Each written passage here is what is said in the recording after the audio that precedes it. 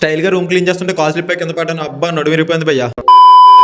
Matter అంటే 1 month గా రోజు రూమ్ క్లీన్ చేద్దాం అనుకోవడమే కానీ అనుకున్నట్టు అలాగే ఉండిపోతుంది. మా ఊరికి అసలు ఏం జరిగిందో తెలియదు. మార్నింగ్ లేచిన వెంటనే రూమ్ క్లీన్ చేద్దాం అన్నాడు. ఆడికేం పోయింది, అన్నవే కానీ క్లీన్ చేయడం ఉండదు కదా. ఒరే అన్న రూల్స్ పెడతారు, ఆయన ఫాలో అవ్వరు, కానీ మనం ఫాలో అవ్వాలి. స్టార్ట్ చేసి 2 నిమిషాలు కూడా అవ్వలేదు. ఆకలేసేస్తుంది, టిఫిన్కి వెళ్ళి వస్తానని చెప్పి వెళ్ళిపోయాడు. వెళ్ళొచ్చిన తర్వాత ఏం చెప్తున్నాడు చూడండి.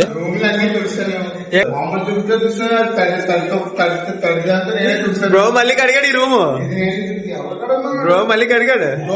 ఎంత ఉంది, ఎంత దుమ్ము తెలుసా నీకు? మా ఊరి దగ్గర అయితే ఒక హిడెన్ టాలెంట్ ఉంది. పని చేసినా చేయని ఆడే చేసినట్టు కాన్ఫిడెన్స్ గా చెప్పుకుంటాడు. నేను వీడియో తీస్తున్నాను చెప్పి చూడండి ఎలా చేస్తున్నాడు.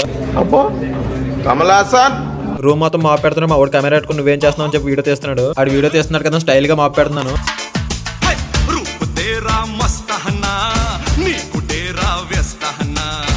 అంతలోనే స్లిప్ అయి కింద పడ్డాను. బాగైందా? ప్రతిదానికి ఓవర్ ఎక్స్ప్రెషన్.